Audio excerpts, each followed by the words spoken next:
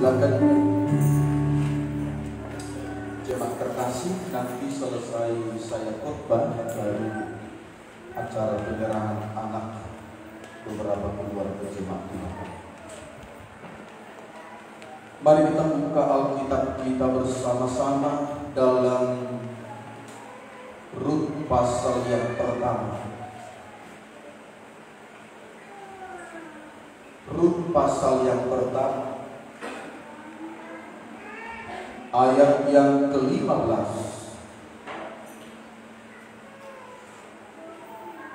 sampai ayat yang ke-20.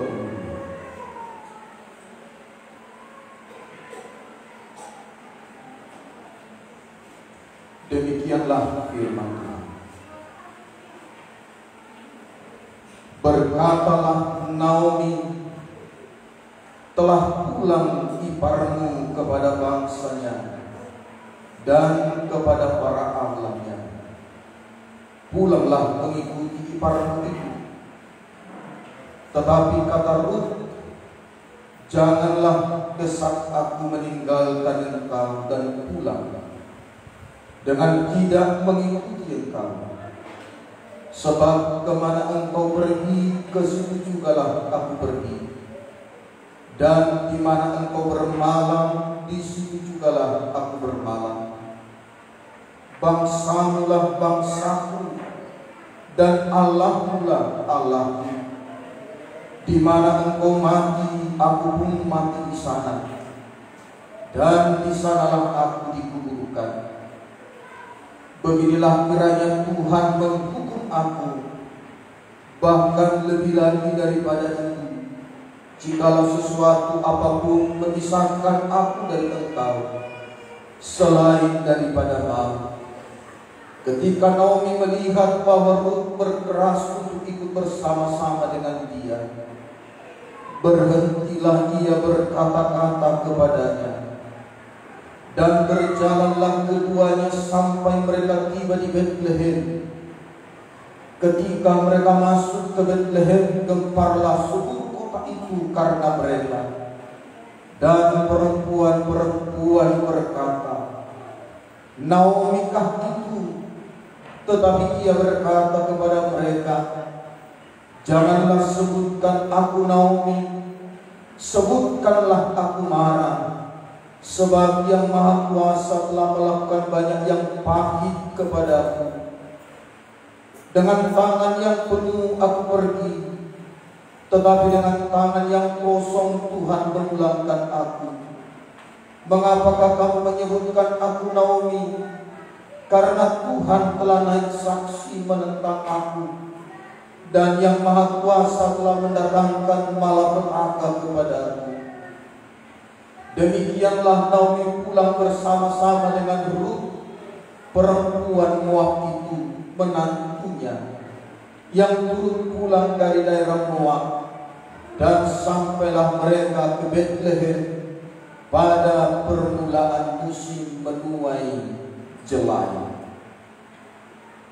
Jemaat yang dikasihi oleh Tuhan Yesus Kristus, berbicara tentang keterbukaan.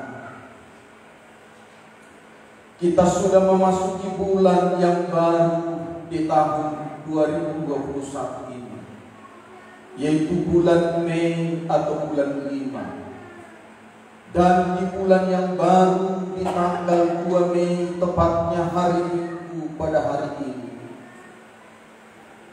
tema gereja kita berbicara keterbukaan. Karena tema sepanjang tahun ini hubungan yang menghasilkan. Salah satu poin untuk membuat hubungan itu semakin berhasil, semakin baik bila ada keterbukaan. Apakah hubungan antara suami dengan istri? Apakah itu hubungan antara orang tua dengan anak? Apakah itu hubungan antara teman dengan teman, sahabat dengan sahabat, sesama bertetangga, berfamili, teman satu sekolah, kuliah dan bekerja, antara hamba dan tuan, bawahan dan pimpinan, jemaat dan gembala, terlebih antara kita dengan Tuhan. Dibutuhkan keterbukaan agar hubungan itu semakin baik. Nah, jemaat terkasih, salah satu perusak hubungan bila masing-masing kita tidak saling mau terbuka.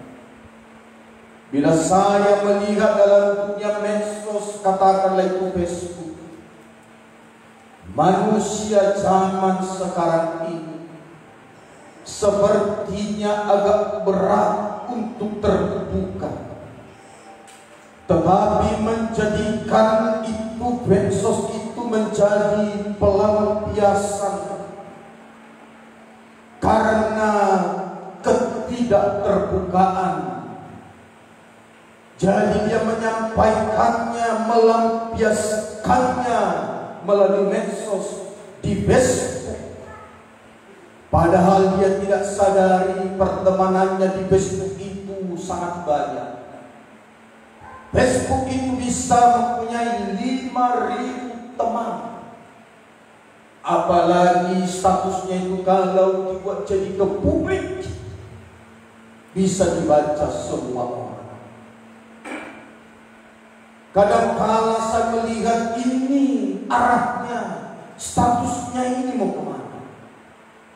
Terkadang bisa seperti ini jemaat Tuhan, katanya cinta, katanya sayang. Nah, coba ya, kok dibuat status katanya cinta, katanya sayang. Kemungkinan ini adalah seorang istri pas ulang tahun, suaminya nggak kasih apa-apa, tapi nggak terbuka.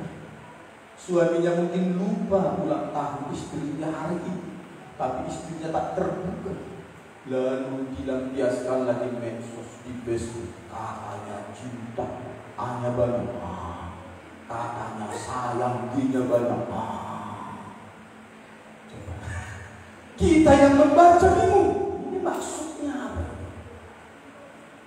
Bisa-bisa dia karena punya susu, dia lihat, galaknya anjing ini sama seperti galaknya yang di sana itu. Waduh, apa maksudnya? Jangan-jangan tetap galak.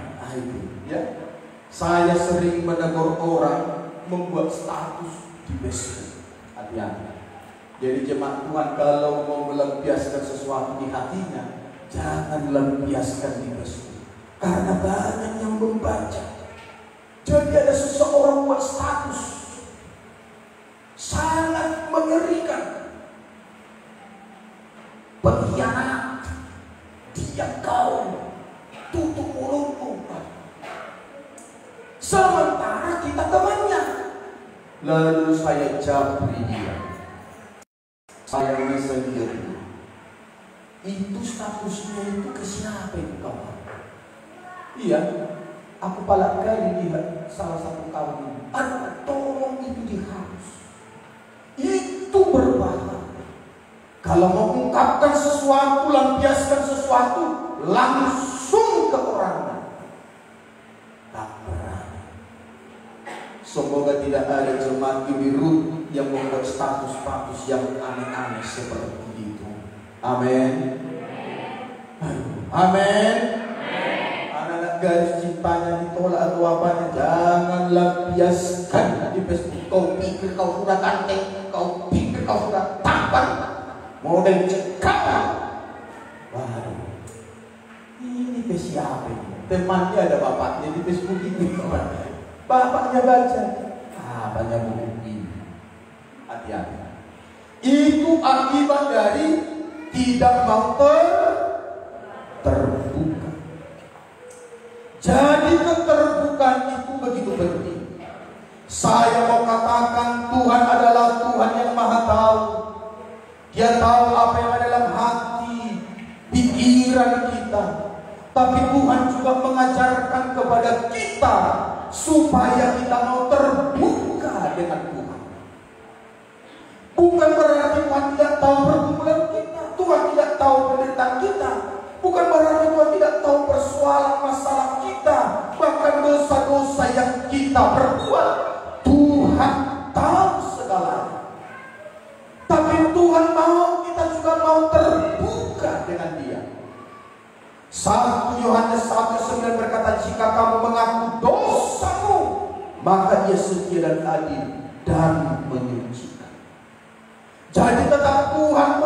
melainkan kita mau terbuka, mengakui dosa, mengakui kekurangan, menyerahkan beban persoalan kita kepadanya. Tuhan harapkan itu, sekalipun Dia Bapa. Apalagi sesama kita manusia. Kita sesama manusia tidak saling tahu. Tidak ada manusia tahu apa yang ada di hati kita. Tidak ada manusia tahu apa yang ada di pikiran kita. Untuk itu kita harus beritahu kepada Dia. Kita harus sampaikan kepada Dia. Kita harus terbuka kepada Dia. Ini yang harus kita kumuli bersama-sama, khususnya sepanjang bulan ini, jemaat. Belajarlah kita terbuka, sama seperti Ruth dan Naomi. Kita belajar keterbukaan Ruth yang luar biasa terhadap mertuanya perempuan bernama Naomi. Nah, kisahnya ini pada waktu terjadi kelaparan di Bethlehem, maka satu keluarga dari Bethlehem, itu keluarga Elimelek, dan dia membawa istri, membawa anaknya untuk hijrah keluar dari kota Bethlehem.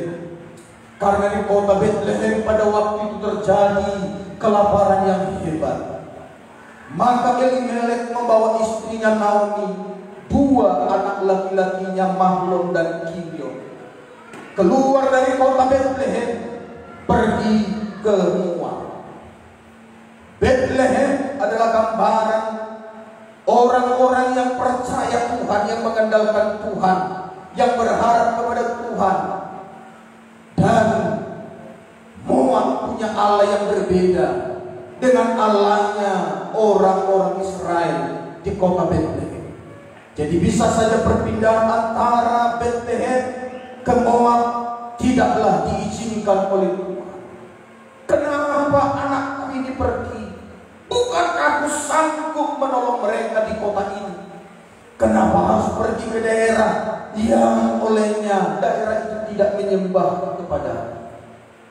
Maka Elimelek tanpa tanya Tuhan, tanpa berseru menyerahkan rencana ini kepada Tuhan, maka Elimelek membawa keluarganya pergi ke Moab. Dan apa yang terjadi pada waktu mereka ada di Moab, masalah demi masalah, penderitaan demi penderitaan, kesusahan demi kesusahan semakin bertambah-tambah dialami oleh Elimelek. Tidak lama Elimelek meninggal dunia, suami daripada Naomi. Dan tidak lama juga kedua anaknya Mahlon dan Kilion meninggal juga. Tinggallah menantunya Orpa dan Ruth. Nah, pada waktu Naomi mendengar dari Moab bahwa di Bethlehem sudah berlimpah makanan, Tuhan sudah memulihkan kota Bethlehem, Tuhan sudah memberkati Bethlehem, maka Naomi mau pulang kembali ke Bethlehem. Pada waktu pulang itulah Naomi mengumpulkan dua menantunya ini, Orpa dan Ruth. Naomi berkata, tinggallah di negeri ini, aku akan pulang ke kotaku, ke bangsaku, ke Bethlehem. Tetapi Orpa pertama-tama kali berkata, aku harus ikut. Tetapi Naomi berkata, janganlah ikut, sebab tidak ada artinya kalian mengikuti aku lagi. Aku sudah tua, tidak mungkin lagi punya suami. Dan sekalipun aku punya suami, aku menikah, seandainya aku punya anak, apakah kalian berdua masih menunggu sampai tua nanti? Jadi tidak ada lagi artinya. Ini adalah bangsamu, di sini kau dibesarkan, dilahirkan, di sinilah kau punya Tuhan. Tinggallah di sini, aku pulang ke kota. Mendengar itu Orpa pulang, tetapi Rut tidak mau pulang. Walau sekeras apapun Naomi melarang Rut, walau sehebat apapun Naomi melarang Rut untuk tidak ikut bersama dia, tetapi Rut tetap berkeras. Di sini terbukalah Rut kepada Naomi. Jadi jemaat Tuhan, betapa luar biasanya keterbukaan itu. Seandainya Naomi memaksa Rut untuk tidak ikut dia, dan Rut tidak mau terbuka, akan berakibat fatal yang luar biasa. Saya sudah menghadapi banyak orang, kalau dia sudah diam-diam, hati-hati jemaat. Kalau ada orang yang tadinya ramah, baik, ceria, riang sama kita, tapi tiba-tiba diam, membisu, hati-hati. Itu sudah ada seperti api yang dia simpan dalam hati, yang belum dipadamkan. Jadi jangan kita berpikir dia sedang puasa bicara. Jangan kita berpikir yang lain-lain. Ada sesuatu yang dia sembunyikan, yang dia tidak mengungkapkan. Dan bila suatu saat itu muncul, itu akan menjadi sebuah ledakan yang tak bisa diatasi. Jadi Rut tidak mau diam. Rut tidak menyimpan dalam hatinya, tapi Rut terbuka kepada Naomi. Di balik keterbukaan inilah yang akan kita lihat hal-hal yang luar biasa akan kita alami dalam hidup kita. Amin. Amin. Orpa tidak terbuka. Apa kata Naomi? Ya sudah, dia simpan, dia pulang. Tapi Rut, dia mau terbuka. Keterbukaan Rut, mari kita lihat dari ayatnya yang 15 tadi. Berkatalah Naomi, telah pulang iparmu kepada bangsanya dan kepada para allahnya. Pulanglah mengikuti iparmu. Inilah keterbukaan Rut. Tetapi kata Rut, janganlah desak aku meninggalkan engkau dan pulang dengan tidak mengikuti engkau. Sebab kemana engkau pergi, ke situ jugalah aku pergi. Dan di mana engkau bermalam, di situ jugalah aku bermalam. Bangsamulah bangsaku dan Allahmulah Allahku. Di mana engkau mati, aku pun mati di sana. Dan di sanalah aku dikuburkan. Begitulah kiranya Tuhan menghukum aku. Bahkan lebih lagi daripada itu, jikalau sesuatu apapun yang memisahkan aku dari engkau selain daripada maut. Inilah kesesakan di dalam hati Rut yang dia simpan begitu rapi.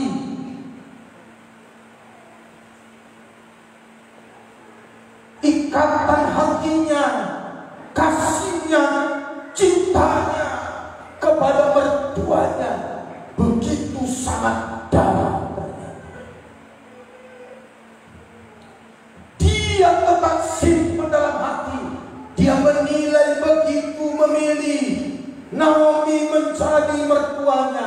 Dia melihat, terus menyaksikan kehidupan sehari-hari Naomi, keteladanan Naomi sehari-hari, cara dia bertutur kata, cara dia berbicara, cara dia memperlakukan menantu, cara dia mengasihi menantu, betapa sangat dalam Rut selama ini menyimpan dan menilai betapa betapa hebat pikul Naomi mertuaku ini. Mungkin dia tidak bisa temukan figur seperti itu di semua orang, tapi tidak pernah diungkapkan oleh Ruth kepada Naomi. Kekagumannya akan Naomi mertuanya itu, kasih dan cintanya kepada mertuanya itu, tak pernah selama ini diungkapkannya, tapi dia simpan dalam hati. Sehingga pada waktu Naomi berkata, tinggallah di sini, jangan ikut, aku mau pulang ke bangsaku, aku mau pulang ke kotaku. Ruth, iparmu Orpa sudah pulang, pulanglah bersama dia. Betapa kerasnya Naomi melarang Ruth ikut bersama dia, tetapi Ruth terbuka kepada Naomi. Keterbukaan itulah yang membuat segalanya jadi berubah. Sesudah Ruth terbuka kepada Naomi, tidak ada lagi kata-kata yang terucap di mulutnya Naomi dan berkata, tetap engkau tidak bisa ikut aku. Kata-kata larangan itu berhenti sejenak setelah Naomi mendengar curahan hati Ruth menantu. Yang pertama, jemaat Tuhan, bila kita terbuka seperti Ruth yang pertama, ya, bila kita mau terbuka baik dalam hal apapun itu, yang pertama, beban di dalam hati kita itu lepas. Jadi belajar terbuka. Amin. Beban, karena ternyata kalau kita simpan itu beban berat dan bisa berimbas kemana-mana, ke medsos, kemana, ke siapa bisa. Sesuatu yang kita tidak bukakan, semua bisa jadi korban. Kita nggak senang dengan seseorang, tapi banyak yang korban akibat itu karena kita tidak buka. Beban. Jadi Ruth punya beban. Ada beban berat, bergumul. Aku mau ikut mertua bini, tapi dilarang keras. Bergumul. Kalau Ruth tidak bicara, Ruth tidak terbuka, beban itu akan terus menyiksa dia.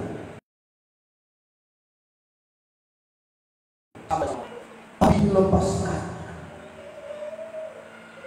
Apa yang ada dalam hatinya Ruth, kekagumannya, kecintaannya, kesetiaannya, kedekatannya kepada Naomi yang mungkin Naomi tidak sadari selama ini, diungkapkan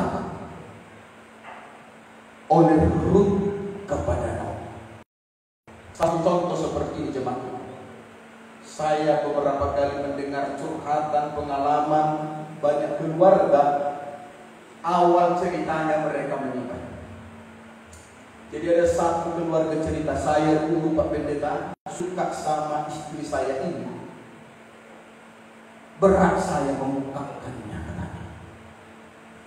Walau kami sudah lama teman, sama-sama kemana-mana, tapi mengungkapkan isi hati ini berat sama dia. Tapi kalau ada martandang kulihat dekati dia cowok, kalau dia naik sepeda motor, kempesi sepeda motornya. Kalau naik mobil, kempesi empat bangunnya. Karena aku tidak mau siapapun laki-laki tidak bisa mendekati. Pokoknya apapun cara, sehingga siapapun laki-laki datang mendekati dia, jerak seumur hidup. Tapi saya berat mengungkapkannya. Coba bayangkan itu. Si perempuan gak merasa sadar dia sedang dicintai dia. Dia pikir hanya teman, sahabat dekat, biasa-biasa. Tapi si kawan tersiksa. Siapa lagi rasanya seperti mati rasanya dia, tapi dia berat.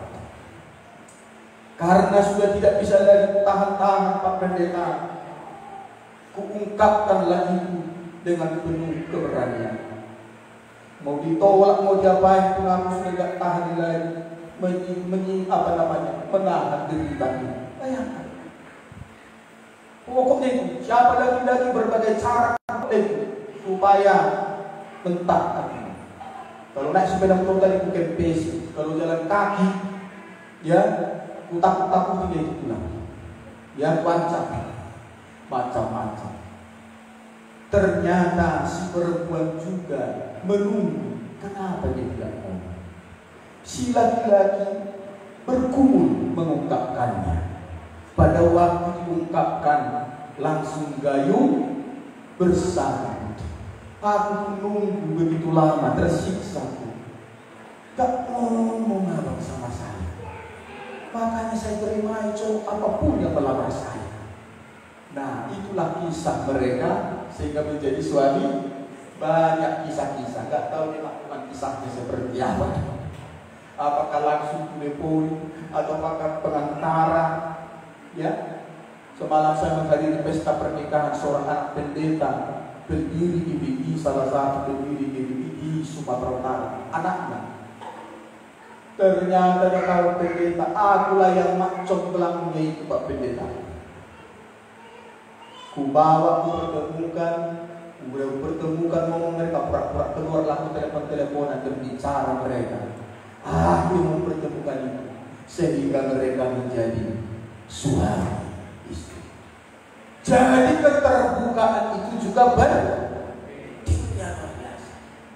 Ini ada kawan luar biasa sampai perempuan ini marah besar. Dek, anjing yang di luar itu anjing siapa? Anjing kita Pak. Kerbau yang di belakang rumah, kerbau kita. Pokoknya pertanyaan seperti tim investigasi KPK.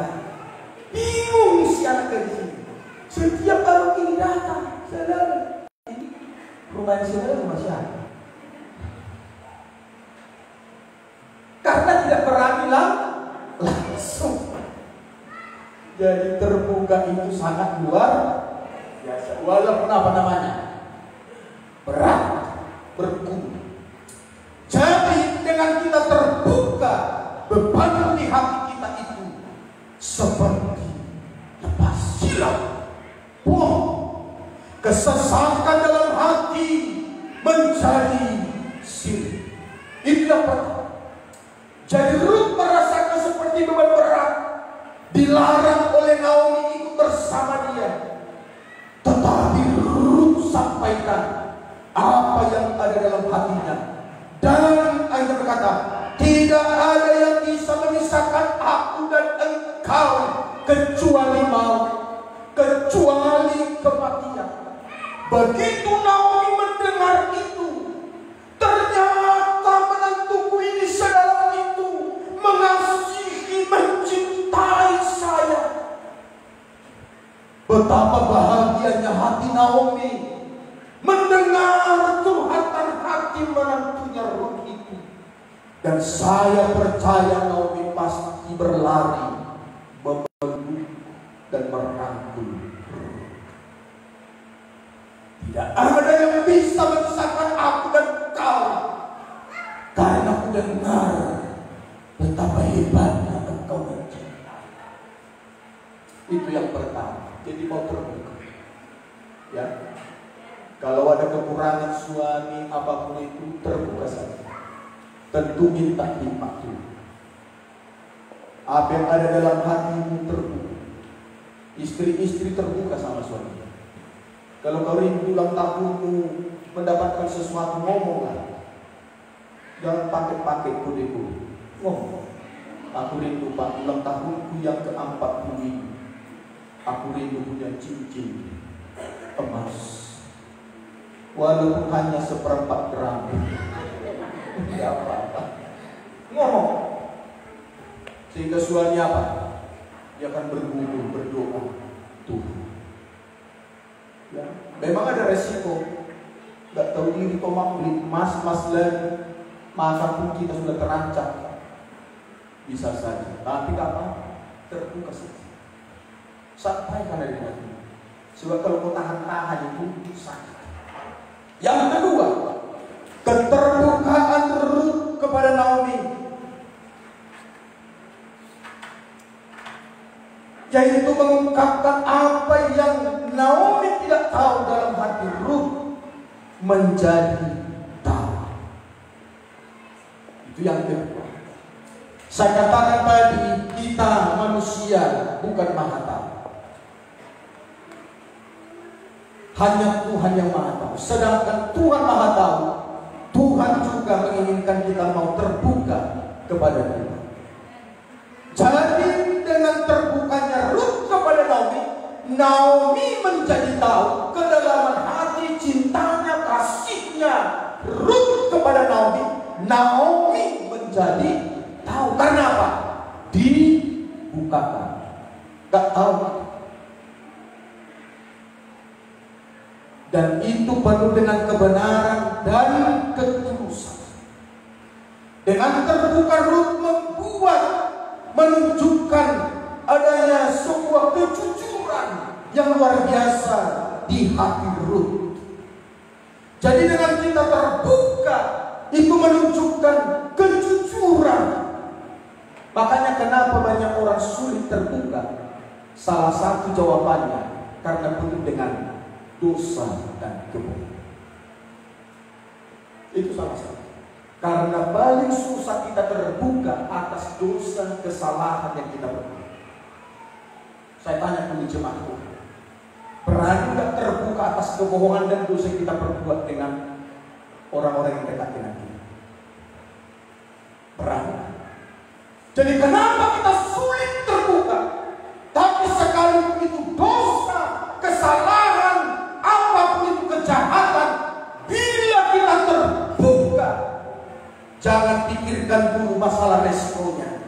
Walaupun ada resiko di balik itu, tapi berkatnya pasti jauh lebih besar. Banyak orang kenapa tidak sulit terbuka? Karena ada ketipuan, kebohongan, dosa, kejahatan yang terselubung sehingga harus ditutup-tutupi. Ini yang membuat kita hancur. Itu mari belajar terbuka. Apapun itu, mau dosa, mau kejahatan, belajar. Tetapi untuk hal ini kita butuh hikmat Tuhan. Kita butuh pertolongan Tuhan menyampaikan ini. Tapi tetap kita harus terbuka. Dengan terbuka maka pemulihan akan terjadi. Dengan terbuka maka pemulihan akan terjadi. Ya, cara pernah kami buat seorang suami, ada istri, ada anaknya dan menantunya, ada mertuanya, ada orang tuanya. Dia bilang begini, saya mau diceraikan, mau tidak dianggap menantu pun hari ini saya sudah siap, tapi Roh Kudus menguatkan, menolong saya, menyuruh saya untuk terbuka. Saya mau sampaikan bahwa saya suami, walaupun saya sepertinya suami yang baik selama ini, suami yang lembut, ramah segala macam, tapi sesungguhnya saya suami yang punya selingkuhan selama ini, kata dia. Tapi hari ini aku berjanji dan memutuskan sampai selama-lamanya, aku tidak mau lagi selingkuh, aku tidak mau lagi berdosa, dan aku akan siap diceraikan istriku. Bahkan mertuaku menolak aku sudah siap. Tapi di hadapan Tuhan aku berjanji, aku berhenti melakukan dosa ini. Aku tidak mau selingkuh lagi selama-lamanya. Besar resiko. Tapi waktu kita bikin acara itu, istrinya berlari dari depan dan memeluk suaminya. Aku tetap mengasihimu, mencintaimu, aku tetap menerimamu suamimu selama-lamanya. Aku bangga engkau bisa mengaku sehebat ini. Aku bersyukur kepada Tuhan. Justru dia bilang, aku pun sudah tahu sebenarnya selama ini, tapi aku tidak berani menegurmu. Itulah akibat sebuah keterbukaan. Dengan terbuka, maka berkat-berkat Tuhan akan berlimpah atas kita. Amin. Amin. Jadi kalau kita terbuka jemaat Tuhan, bukan hanya manusia yang disenangkan, tapi Tuhan juga disenangkan. Coba, keterbukaan Rut membuat hidupnya mengalami pemulihan yang luar biasa. Keterbukaan Rut kepada Naomi membuat berkat Tuhan mengalir atasnya. Maka kalau jemaat baca kisah Rut, Rut itu adalah turunan raja-raja di Israel. Rut itu salah satu perempuan pembuat sejarah yang hebat di Alkitab. Rut itu diberkati Tuhan luar biasa karena dia punya suami bernama Boas, konglomerat di Bethlehem. Semua apa yang dialami Rut itu dari sebuah keterbukaan. Sebab kalau dia tidak terbuka kepada Naomi, tidak akan mungkin Naomi dengan cara sehebat apapun Rut membujuk untuk ikut bersama dia. Tapi keterbukaan itulah di dalamnya ada kuasa Tuhan bekerja, ada mujizat Tuhan terjadi, sehingga surga disenangkan, Tuhan disenangkan, hubungan semakin dekat, dan berkat Tuhan semakin mengalir karena terbuka. Mulai sekarang belajarlah kita terbuka satu dengan lain. Amin. Amin. Berhentilah mempertahankan diri, menutupi dengan kebohongan-kebohongan, dengan kemunafikan senyum yang lain-lain. Katakan sebenarnya, katakan sejujurnya, ungkapkan. Bila ada sesuatu dalam hatimu, sampaikan. Tapi dengan cara-cara yang luar biasa. Minta hikmat Tuhan, pasti Tuhan bekerja. Amin. Firman Tuhan, mari kita berdoa. Bapa, terima kasih atas firman-Mu, mengingatkan kami betapa pentingnya keterbukaan. Terlalu sering kami menutup-nutupi dosa kekurangan kami, kesalahan kami, dan menganggap diri kami benar di hadapan Tuhan. Tuhan Yesus, itulah yang menjijikkan, melukai dan menyakiti hatimu, membuat segalanya jauh dari kami. Hadirat-Mu, berkat-Mu menjauh dari kami. Tuhan yang membutuhkan kami terbuka. Bila kami berdosa, kami mengaku. Bila kami melakukan kejahatan, kami mau berubah, mengaku dan bertobat. Inilah yang menyukakan hatimu.